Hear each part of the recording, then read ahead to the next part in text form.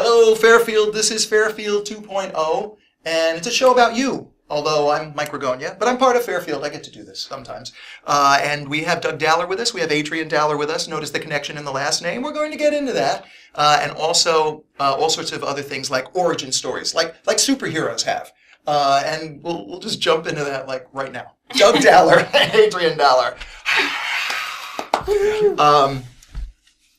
Where do we start? Let's start with Papa.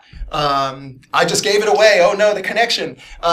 Doug, you are the father of the very brilliant, lovely, and talented Adrian Dowler here. Oh, yeah. How does it feel being the father of the lovely, talented, and... Great. No, it's great.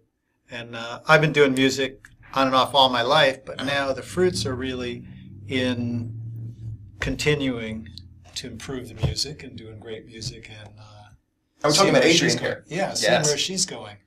And standing on the shoulders of giants to go even further. And seeing where I think it is interesting that a lot of times musicians come from families of musicians. And I don't think it's just inherited talent. I just think it's around. And so it's something that's normal, something to do. Right. Whereas in a family that doesn't do music, kids may not really pursue much or do much. Right. But when it's around all the time, then it just comes out naturally. And so I think it's actually, I just was noting, why are there famous musicians? And sometimes they don't have as much blockages or whatever. And sometimes it's cool. Yeah, Adrian, having Doug as your dad, I guess let's go back. When was it that you first felt like, hey, I really want to do this. I really want to do music? Probably when he was playing the Whitney Houston song, How Will I Know, on vinyl, super loudly. And I think I was like 5 or something. And I remember being like, whoa, this is so loud and amazing. But also because he played piano all the time in the house. And I started off doing dance recitals as a kid. So the performing thing was there, and then the music thing was there in my home, and they just kind of melded together eventually. Wow, Whitney Houston connection here. Yeah. That's my first music memory. Well, how do you feel about Whitney's passing, by the way? Well, I mean, of course it's really sad. I mean, she was incredible.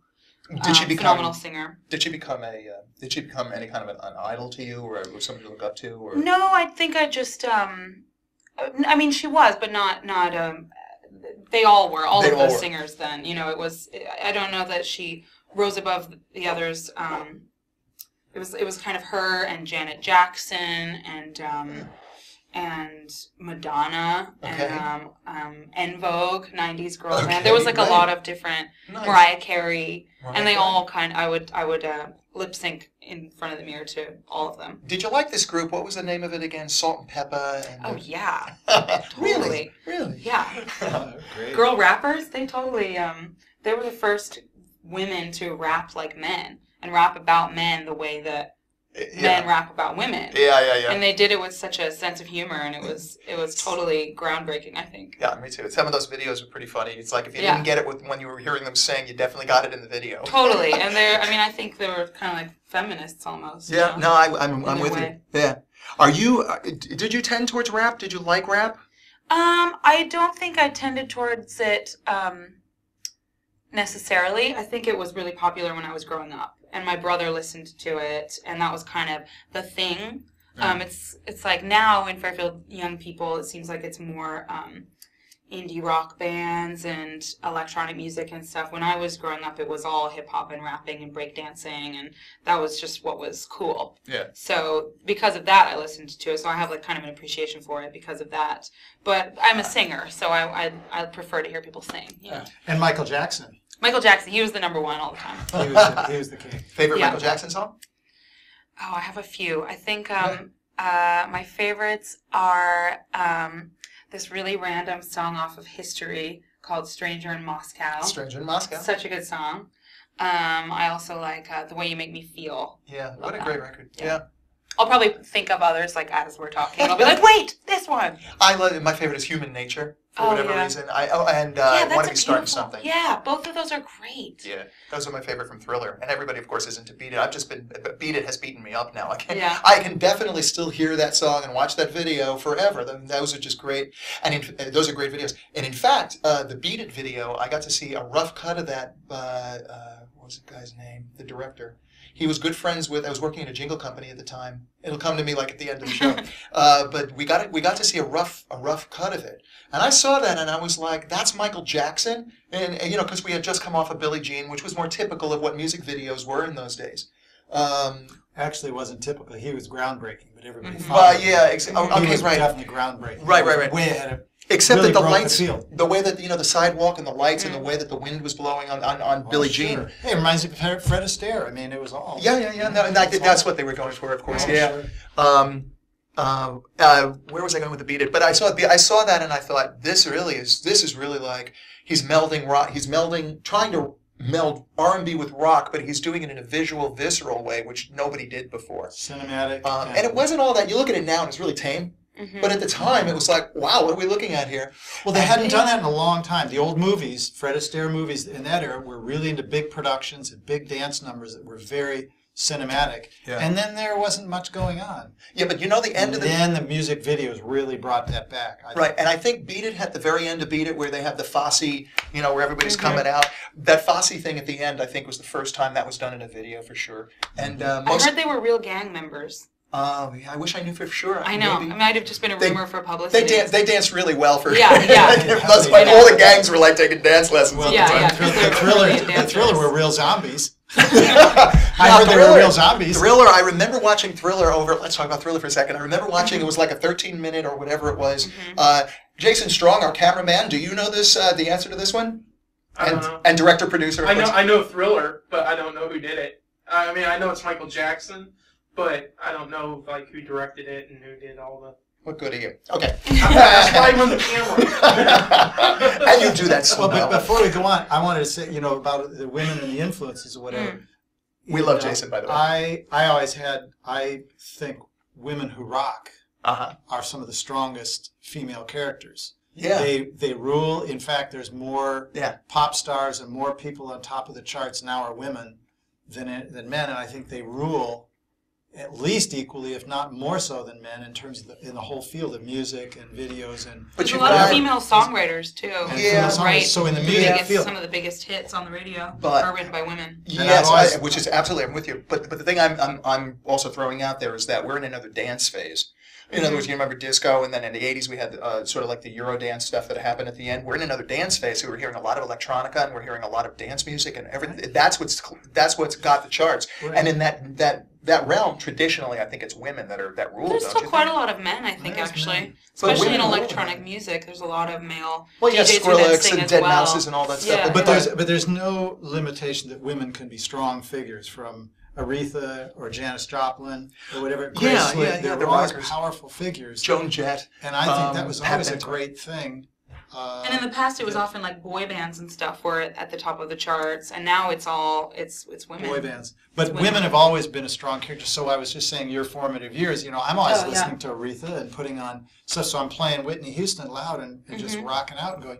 So I think the music field is where women can be strong. Yeah. I mean, there really can be. But That's that was strong. coming Think of- about okay. in the 80s and 90s And for that's- sure. I that's- mean, that's- Madonna. Like, Madonna always comes Totally. to mind. Madonna Yeah. always comes to mind. And Yeah. again, dance. She's the one who reinvigorated almost dance club music, and then everyone was. Sure. She and Prince, I think, were the groundbreakers as far as pushing the boundaries of censorship. In the videos at least. And you had Nikki from the Purple. Was it Purple Rain album? No, Nikki was from. Maybe it was from the Purple Rain album. I'm getting my Prince mixed up here, but there were groundbreaking topics that were happening at the time too. Sure. And it's like, did he just say that with a magazine in the hotel lobby? What? There's stuff that's there's stuff that they did. Madonna, especially. I mean, Madonna. You wouldn't have Lady Gaga, I don't think, if there wasn't Madonna. she I don't really care paved about the way, Madonna. Yeah. I just watched that documentary Truth or Dare recently on the yeah. Blonde Ambition tour, and she was like a rock star attitude about the whole thing. Like there was one place in Canada where they wanted her to take out a section of her show during like a Virgin, Right. and the police were there like ready to arrest her if she didn't take this like section out of it. It was like a whole erotic part of the show. Yeah. And you could tell that she was like almost excited about the idea that also she was like, I'm not changing my show. Right. You know, it's performance art. Like, It there's is. nothing wrong with what I'm doing. Yeah. She didn't change it. I think she had to pay a fine or do something, but you could tell that she was like, she knew exactly what she was doing. There was a lot behind it. She knew her So power in the cool. world. Yeah. She knew her power and influence in the world because, right, who's going to take Madonna off a stage? If you're going to take Madonna off a stage, that's going to be the picture going across, well, at that time, I guess, you know, whatever the electronic networks were at the time. But that was definitely you couldn't touch these people. These were amazing. Amazing artists, and they were leading the way as far as that. I think that's the last era, maybe with the exception of Kurt Cobain, who had a different kind of a leadership role, mentorship role, I guess, of the musicians that came after. But I think that was maybe the last era where you had people where Michael Jackson, of course, comes out of that, but that's more the '70s. Where you're looking at the artist and you're kind of looking for leadership. I don't really know. I think music made the turn and became functional and entertainment. You mentioned the boy bands earlier. Yeah. My feeling is that with the boy bands and all that kind of like disposable music, I mean, yes, I Guilty Very Pleasures, commercial. NSYNC, there are a couple of, and Backstreet Very Boys. commercial. But it was very commercial. It was sort of like, just give me something I can sing along to. So I I feel know. better. But there there's- will always be boundary breakers. Yeah. Yeah. It's And not also over. people- It's Up and not down. over. And youth eternal, and also age is no longer. It used to be only young people, and now just watched. Tony Bennett just did his second album, the duets at 80, Yeah, and now at 85, he did duets, and Lady Gaga was one of the fabulous duets that they had a documentary on watching it. They did She John just Mayer one of those. excelled. She was great. Excelled. Of course, then the one with Aretha excelled. It was Of course, yeah. in the past masters. Also, I think we have yet to see who the leaders are going to be. Like, I feel like it's easier to look back on it and be like, oh, it's not like that anymore. And it's like, some time might go by and we may look back and say, wow, they really did change things, or this person. I think And we'll talk to the people who grew up with the artists now, and they might say, Katy Perry changed my life, or Lady Gaga changed my life. I think that's already happening. Yeah. And even though they may be doing things that have been done before, I think you can even look at other artists who we say paved the way and did new things, and you can still look at where their influence came from. Michael Jackson, you can look at some of his dance moves are exact replicas of things Elvis did. And Fred that he Astaire. wore, and things that he wore, Elvis wore. And it's But he like, I definitely feel like you broke can ground. always go back and go, oh, they were influenced by this, they were influenced by this. I feel like artists are always copying each other, and that doesn't mean that they're not like breaking new ground. Well, at the same So time. what it is Okay, the older right, generation right. says, hey, when we were young, we walked to school both ways uphill, and you just have no idea. That's because we're not open to the youth, but the youth are going to always surprise us. and come I up don't with know. new boundary breakers. I don't know about that. I feel like this is the best. This is the first generation that I can remember where the kids are identifying with the parents' music more than ever before. That's and I true. love that. And I love that. But are you because it's more about- identifying with the kids' music? Yeah, I So mean, there's there was a time, I was mentoring a kid. He was exposing me to so much great new music great I'd new never music. been Yeah. exposed That's to. right. You won't be exposed to it unless you connect with the kids. Yeah, So, yeah. but So you're right. The it's the boundary, connections. the Yeah, yeah. boundaries of age are no longer there. I don't know That's about what's- that. Because I think, let's say someone my age, I decide I'm going to put out an album that's whatever. I'm You're not gonna on. put some rap on it. I'm not. Well, I might want to put some rap on it. You I might. be able to pull something off. I got a little. I got a little. Are you going dance to in rap me. for us? Yes, I am. I'm going to do a little freestyle right now. No, next show. Next show, I'm supposed to do that. But I'm telling you, I think that it has gotten younger. If my feeling is that I'm watching it being purely youth at this point. I mean, you can get away with Phil Collins with no hair in the 80s or whatever, even Yeah. in the early 90s. You can't get away with that now. I can't name you one Not artist. in the mainstream In pop. mainstream pop, I'm talking Mainstream about. pop. But That's then, a but then there's mainstream like pop. Bon Iver, who won Best New Artist, and he's But an he's older-looking older. fellow. He may be an older looking fellow, but he skews younger. He skews like His music comes is a off younger everything. feel. Everything But then about you- him. He's younger. You know what I mean? He's a younger version of his age. I mean, But that's you're what talking think? I about mean, he pop looks music. kinda- You're talking about pop music. Yeah, I don't Wish. think not to me, but I mean, well, okay. he's like balding, and has a. Not there's But- anything wrong with that, But Mike, but he's you're- not like. Wait a minute. But Mike, you have to remember you're skewing towards what's pop. Yes. What's pop? Right. That's not the whole field of the depth of music. Well, It I never follow has jazz. been. I follow jazz, and I follow vocalists. I follow countries. I don't think whatever. I Country, don't it's think- gone. Well, Country, I most just people have are to gone. country. Is it skewing younger when the greatest thing on the Emmys were done by people over 70? the greatest performance on the The Grammy Grammys, Awards Grammys. this year. Paul McCartney just tore up the place. But these are different. And These are icons that already made it. I understand, but that's where the depth of music is throughout. It's throughout. The Blues at the White House that just happened a couple of weeks ago. Mick Jagger and Jeff Beck just tore it up. Jeff and there were Beck, young my people. favorite guitarist. And they're doing creative things. So there's no longer that barrier of age. And yes, the pop world has always skewed towards young. But that's where the record sales are. That's why. And the record labels are But generating that's not where that. I judge that's not where I judge all creativity. It's just what brings in the money. Okay. Tony Bennett's album is just groundbreaking.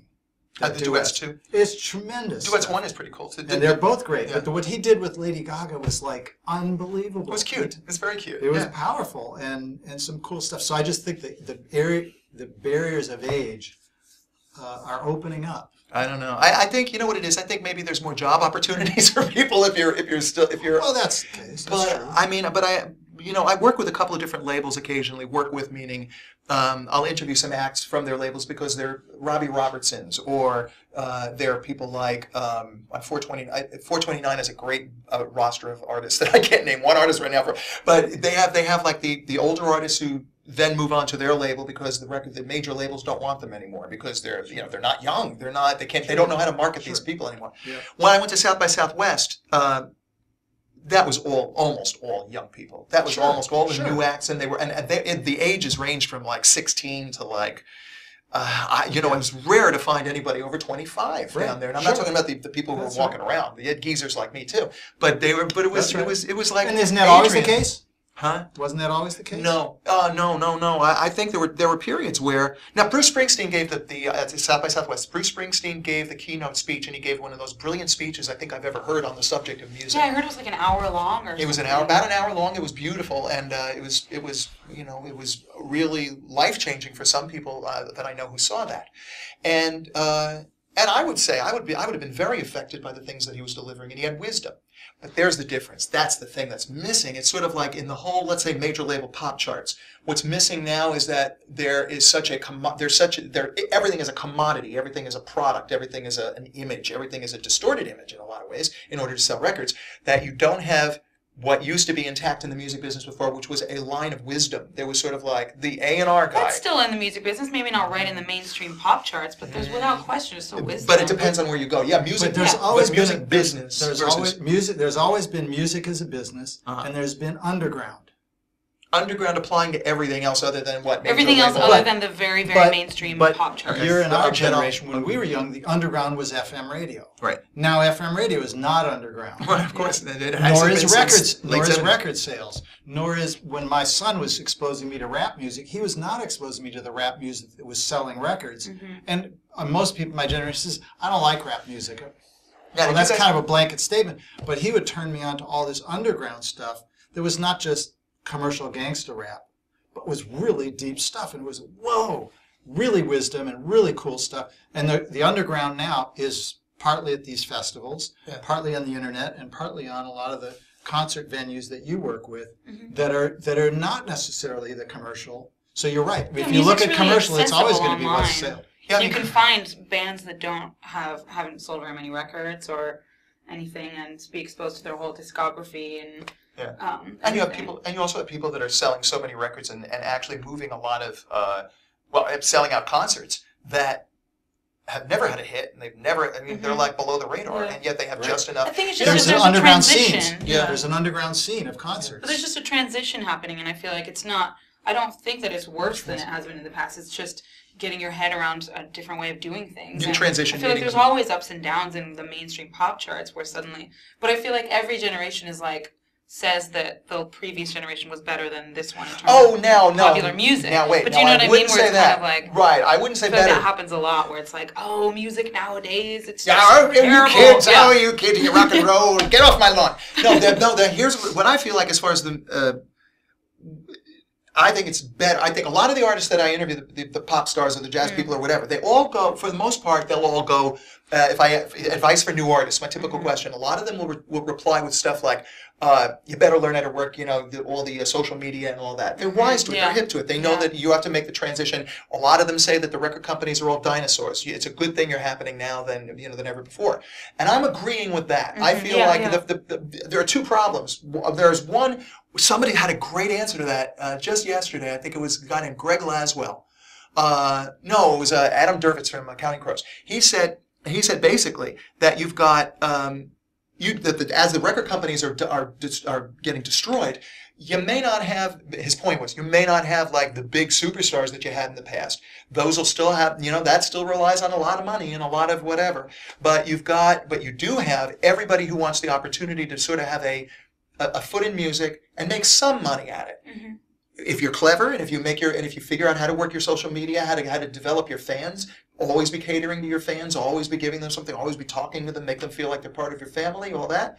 Then you can have a life in music. Yeah. And this is, I know, now this is similar to, let's go back, and this is similar to the business being under the radar. Business. But also them staying, well, you can stay in your room and create music all you'd like and come up with incredible You're amounts. missing something, though. There's a whole area of creativity that I see going on with the youth that are not about business.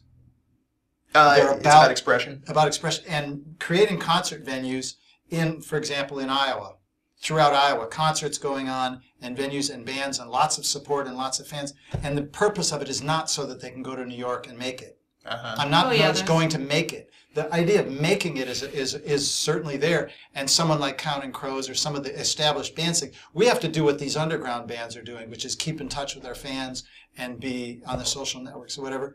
And yet some of the underground bands are just going, we're just going to go for the creativity now. Now, as they may want to have families and support their families, they may want to make more money later. Right. But the idea of going to make it is one part of it. Another part of it That is just idea, I creativity. think, actually has gotten a little old-fashioned. The idea of like moving to New York and making it. Well, I was you know having a what I'm gonna ask conversation you with next. someone about that, but it's just because like that. I think people have realized over time that doesn't work a lot of the time, and now with social media, you actually can develop a fan base and get seen from wherever you are. Yeah, So you can live in your community and be giving your music to your community and supporting it, and at the same time building up your fan base internationally. All right, so I have two questions for you. The first one is, now wait a minute, young lady, because you moved to New York for a little bit too. And you No, I moved to London. You moved to London, and you didn't have any New York? I moved to London to go to college. Okay. So I went to drama school and I did musical theater. Okay. And when I graduated, I got an agent for musical theater, and my school was great for getting you into the industry. So I was equity just as soon as I graduated and had my agent and was able to start auditioning right away and did a lot of professional theater there for 2 years. There meaning London? In London, yeah. Okay. So I didn't exactly go there to make it. I went there because I wanted to do musical theater professionally. Yeah. And I just sort of happened to get into this school over there that I really liked. It definitely was one of those things that just sort of happened. I auditioned. I loved the people I auditioned for. I got in. I found a way to afford to go. And then the industry there is so much smaller. You can get to know all of the main casting directors really quickly. Yeah. And then they will just call you in for parts that you write for. And so it was a lot easier to get my foot in the door there. So I didn't have to go through the kind of like real hustle that you had to. But I mean, what I learned from doing that is that the hustle never stops. There's no safe zone. Yep. It's not like, oh, I've made it, now I can relax. It's like the stakes only keep getting higher. Right. And when I wasn't working, I would be doing waitressing and doing retail and I worked in a real estate office for a while, and with a girl who was in her 30s who basically had my dream career. She'd been on the West End 6 times. She was in the original cast of Mamma Mia. She opened as Sarah Brown in Ragtime on the West End. She was in the Royal Shakespeare Company, BBC. She'd done everything. And she still was working in a real estate office with me. It's like, you're never just like, now I'm here. How long done. And how long were you there? I was there for a total of 5 years. And how come you don't have even a little bit of a British accent? I used to. When I lived there, I totally had an accent. And what's funny is I would come back and visit for a few months at a time, and the accent would stay. And I would still be like a little bit British sounding. But as soon as I moved back, it went away almost instantly. It was like some weird mental thing. So it was just like, it went away. So You actually said when I felt like I was British, and when I came back, and all of a sudden I felt, no, I'm going to stay here. I'm American. Yeah, it was like something. The switch flipped again. Yeah, something Now, switched. you're not only American, but here's my second part of the question. But you are a fan of. You said you can, obviously, with the new ways of being able to distribute your music and your creativity, you can be anywhere. And you are choosing Iowa, and you're like an Iowa flag bearer, aren't you? Kind of now. That was never really my intention, but it just happened that way. I was actually going to move to New York. That's where I got it from. Yeah, I was going to. I'm kidding. And I still love New York, and I do want to spend more time there. I'd like to spend months at a time there, but that's mainly because I love it there. I'm not, and I don't know. I mean, I don't know that I can say that I'm going there to make it. I can say that I'd like to do shows when I'm there.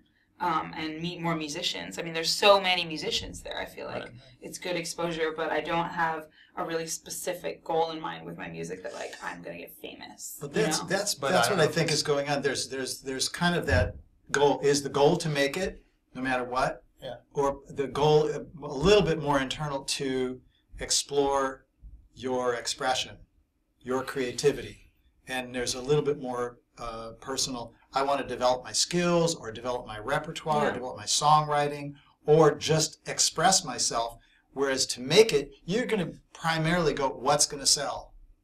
And unless you're a Bob Dylan or a Joni Mitchell, I mean, just such a stellar talent that overshadows everything and is going to blow everyone on the planet away for their entire lifetime, you're going to have to either compromise or work out the difference between making it and doing what your art really demands. Well, there's the balance of those two things. Yeah, but there's so I think there's the middle too. I think the middle. There's the combining those two. I mean, it's a business, and it's one of the toughest hustle businesses. But you can enjoy the business of it. You can, but there's also the heart value of it and the fun, and so there's. And as long as you make sure that like what you're doing, you're passionate about. That was definitely something about moving back. I realized that I didn't want to have the same lifestyle I'd had in England, where it was kind of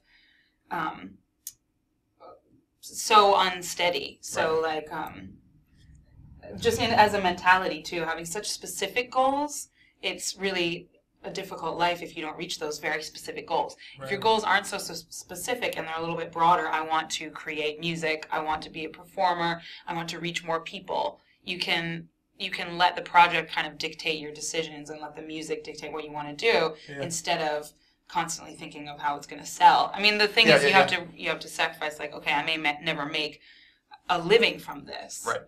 But that's okay. When I first got to Fairfield, I got swooped up into the WOB, into his little troupe, and I was in this thing, Hair.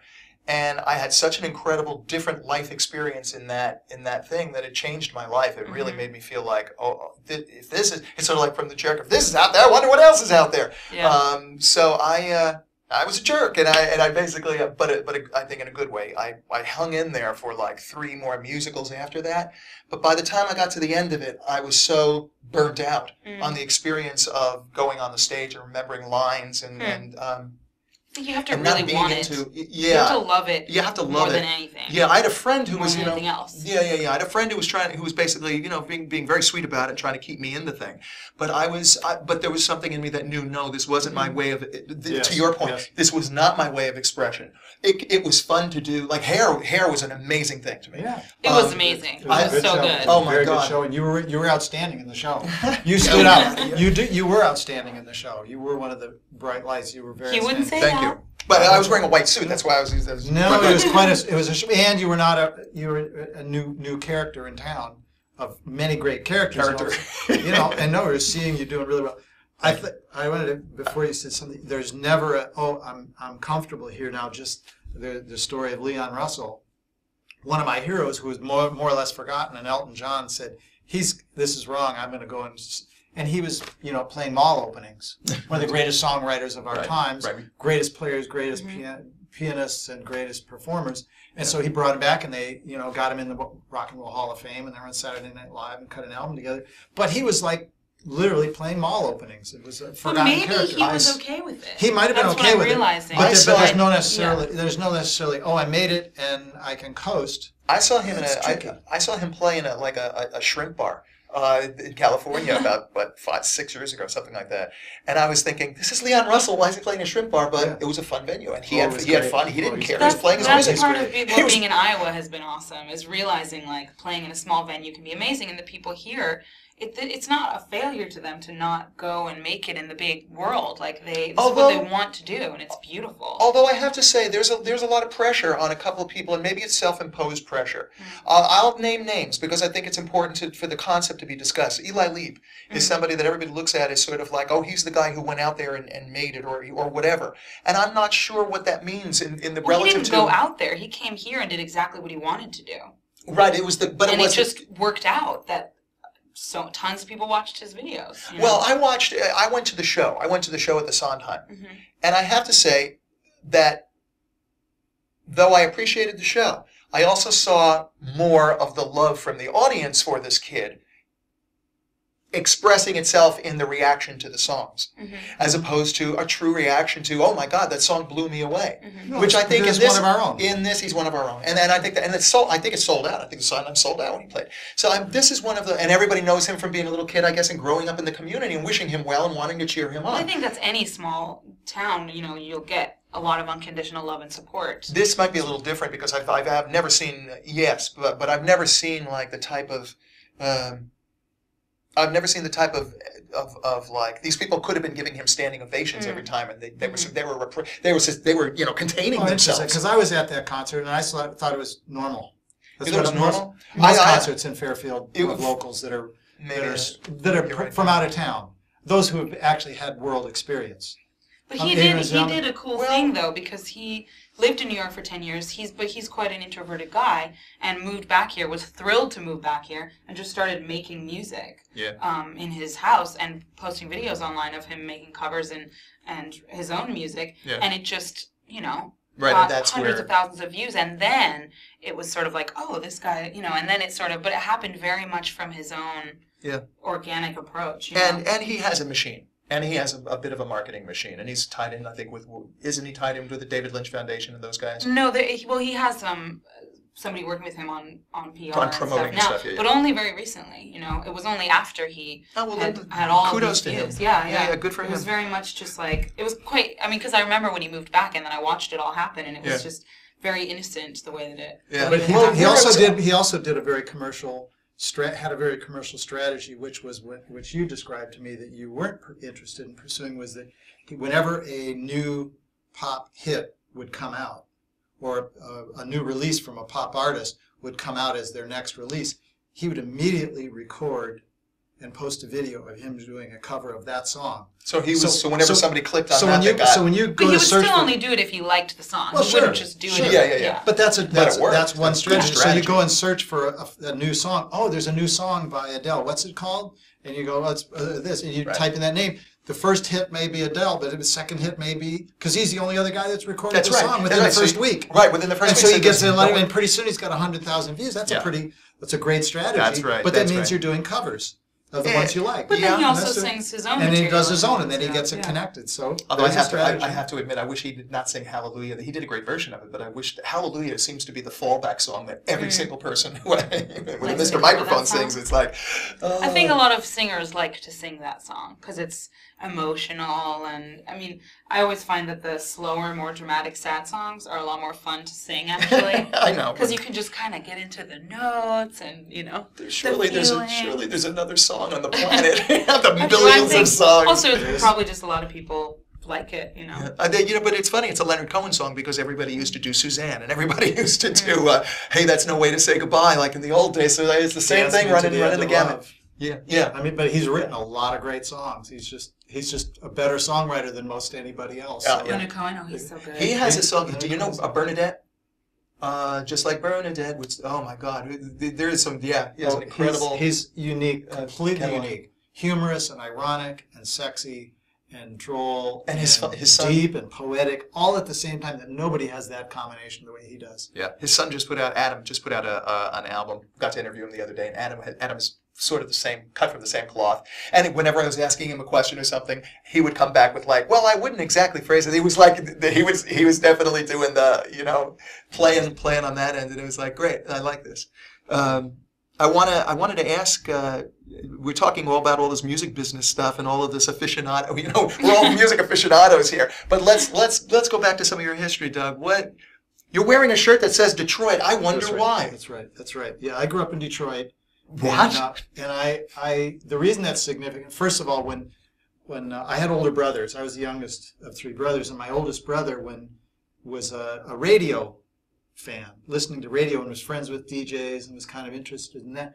And so when I was literally 5, probably no more than 5, my brother would bring home a 45 of an Elvis record, and you know what was on TV, whatever, going, this is really cool. And I'm like, little kid going, wow, what is that? Exposed to rock and roll and the greatest from the very beginning, very early. And I'm playing piano and piano lessons and playing the classics, you know, and at the same time hearing rock and roll so I got exposed to rock and roll very early. And growing up in Motown, the radio was tremendous. Motown started happening in the early 60s, and I was in rock bands. And I was in Hitsville, which is where they recorded. They call it the Snake Pit. The house now it's a museum, and you can go there. But I was there when I was 15, standing in the background, watching what's going on here, just looking around. I was in a band. We had some friends and some connection. I happened to be in there where it was actually happening. So the music business and the music creativity, techno was started in Detroit. The 3 main guys that started that whole thing were in Detroit. That I didn't know. That was a little later, but there was a lot of great music that I got exposed to firsthand. Aretha's father's gospel church was down the street from my neighborhood. Very nice. And I used to deliver papers as a paper boy to Marvin Gaye. So I was exposed to him. Oh, wow. I mean, he was a little, you know, I'd knock on the door. He's your dad. I'm 12, you know, and I'd knock on the door and collect for the news, and this guy would come. It was his father, who actually, and it was the guy who killed him. You know, he's a murderer. So he comes in, you know, and he's got like a silk bathrobe on, and some kind of leopard skin thong, you know, under his bathrobe. Wouldn't that have been an indication right there to call the police? Something weird going on. If you'd only called the police, then he would have been in jail and nothing. But that was years and years later when they were out in L.A. and whatever, and got cocaine or drugs or whatever. But still, I was exposed to a lot of great music, and the scene was really a tremendous rock town. And I used to go to concerts later in the 60s. I'd go and see Eric Clapton or Jeff Beck or whatever in venues of 200 people. Yeah. And they wouldn't just play one night, they'd play Friday, Saturday, Sunday. And there'd be maybe 100, 150 people there, and I would see these incredible bands and was exposed to that, and that's where I came from. So I came from both classical music, and I call them the classics, because they were rockers in their day. Breaking boundaries. Now they're Ivy Tower, and they're supposed to be played right. There's no right. It's played with passion. Then Hitsville, and Motown was a big influence, and what about Mitch Ryder? I was about to say that, you beat me to it. Well, the story about Mitch Ryder, I have a friend who's on the Rock and Roll Hall of Fame. I was trying to do Mitch Ryder. Great, Mitch Ryder. Yes, great. Well, it's a great one. Some of I think the most highest energy music ever played. That driving stuff, Devil with a Blue Dress, and Good Springsteen, of course, you know, in that lineage. Yeah. Fabulous. Well, what I have a friend who I went to a grade school reunion. We were all 35 years. We were all turning 50, and it was a friend of mine. He's on the board of Rock and Roll Hall of Fame, and every year he opens the meeting going, "I think it's a travesty. What is wrong that Mitch Ryder is not in the Rock and Roll Hall of Fame?" Yeah. And it's because of some politics. They've got some politics between the Rock and Roll Hall of Fame and Mitch. But he is one of the greats, and he used to play around local bands, and my brothers would go and see him and come back and tell me about it, and I'm going, what is that? And I'm like 9. I'm not old enough to go to the concert. And then by the time I'm 13 and 15, I'm going to concerts and hearing this stuff. Jackie Wilson. So all at Jackie Wilson. Oh, my God. Greatest performer. And Mitch Ryder is doing what Jackie Wilson was doing. And it's like killing his knees. And then he realized Jackie Wilson had knee pads under his pants. You know, they do those things where they land like this. And you go, you know, it's like, Mitch Ryder was he was amazing. There was some good stuff. Are you influenced by this music too? Oh yeah, I mean Motown and rock and roll, and it's all in there. Totally, yeah. And you 100%. kind of. I feel like I grew up singing blues and jazz were the What are starting some, points. remember where we are, but what blues and jazz songs? Like, what are your favorites? Were my, Someone to watch over me, maybe? Ella or- Fitzgerald is my favorite. Ella Fitzgerald, For okay. sure. And Yes. my first experience doing concerts was singing jazz and blues and some pop songs, but definitely jazz and blues with my dad. And how old were you? Like 17, Oh. 18. Okay. You know, before that I'd just done musical theater. So that was only 3 years ago. That was 10 years ago. More than 10 years ago, yeah. But yeah, it was like 17 or 18, and we did the concert, and it had a really good response, so we kept going. I only started writing my own music like a year or two ago. Yeah, and you're doing it with the Trillionaires, and you're doing it with two all sorts bands. of folks. Yeah. Yeah. Troubled Lights with Phil Rabelais. With Phil is Rabelais. Electro pop, and that's doing really well. Who we're going to get on the show very soon. Yes. And the other band is the Trillionaires with Joey Del Rey and David Herlin and Johnny Cohen. Right. And sometimes Eric Herlin when he pops in. And I like the configuration of the five. I really like that. And then I loved when Gemma was singing, Gemma Cohen, of course, who's been on the show, was singing harmony with you. I think that's my favorite configuration. Yeah, the idea of the Trillionaires was always to have it be kind of a trillion people. Whoever's around. Like if there's horn people, that some shows it would just be the four of us. We're kind of the core group, but then there's scope for so many other musicians to be in there. It'd be great to have a horn section and an organist and everything. But I love the subsections. I mean the subgroup of Trillionaires, which is sort of what do they call themselves? They call themselves the Subterranean All Stars. Yeah, good name. I love that name too. And we're going to have to wrap it up a little bit. We've actually been talking for about 50 minutes. And we were so worried we're going to run out of things to say. We're going to have to maybe do this again because there's so much more I want to talk about. For instance, you're growing up in Detroit. Also, additionally, like just the scene of Detroit and its influence on the music there. And Adrian, I want to know more about Brit, and I want to know more about the things you love as far as artists. For instance, we heard a few earlier. But, definitely. And we went off on a music industry tangent. I know, which was how somebody out there is still watching. But I guess that's it. Fairfield 2.0 is the name of the show. And I'm Mike Ragonian, this is Doug Daller, and this is Adrian Daller. They're related, I think. And we're going to hear them sing now and play and do all sorts of crazy things.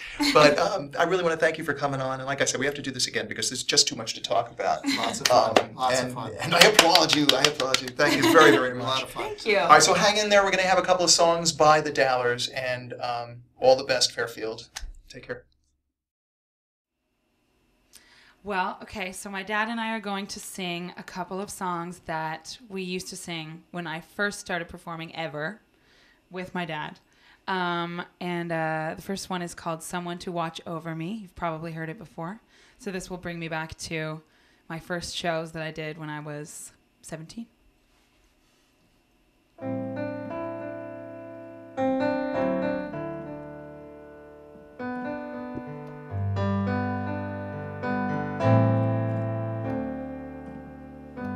There's a saying old, says that love is blind.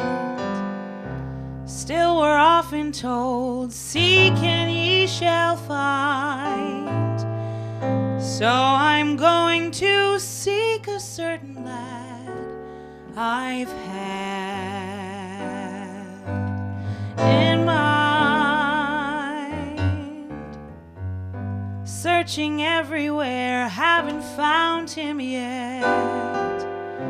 He's the big affair I cannot forget.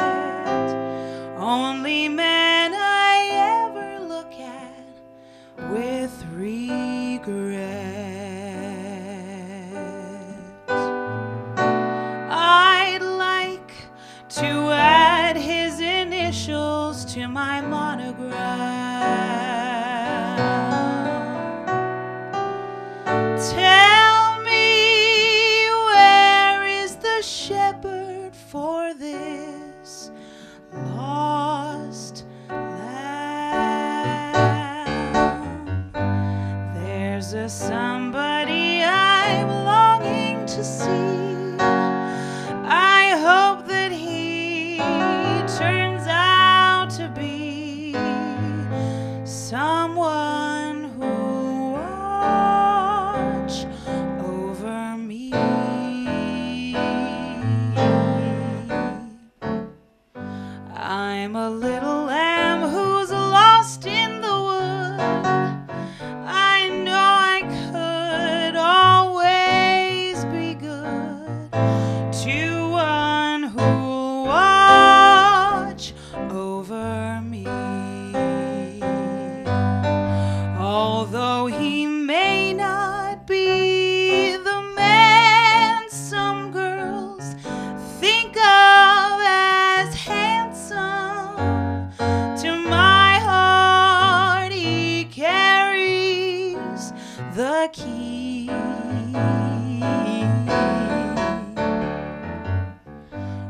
Won't you tell him please to put on some speed?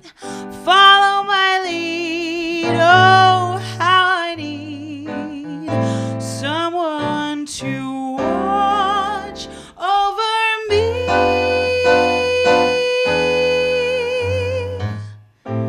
Someone to watch over me.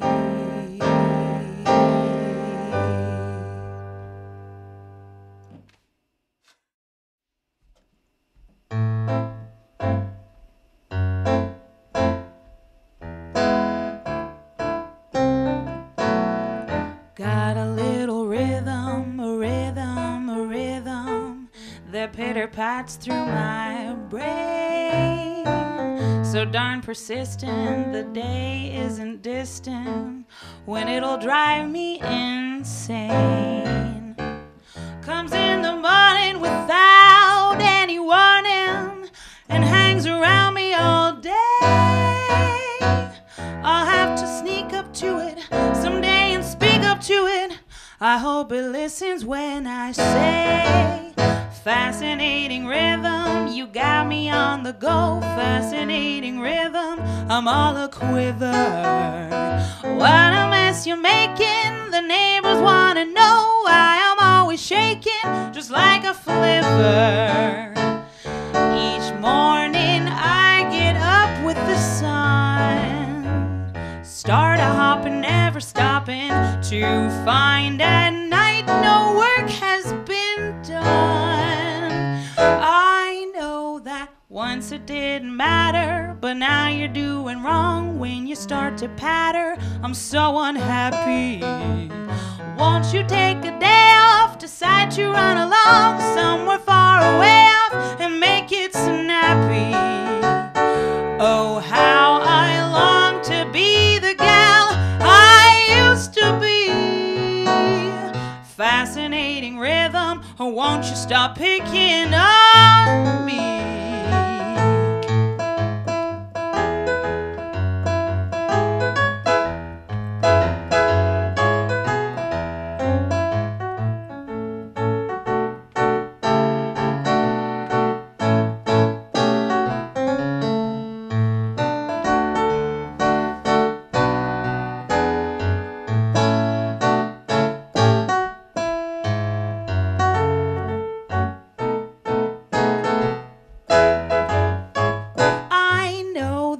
Once it didn't matter, but now you're doing wrong when you start to patter. I'm so unhappy. Won't you take a day off, decide to run along somewhere far away off and make it snappy?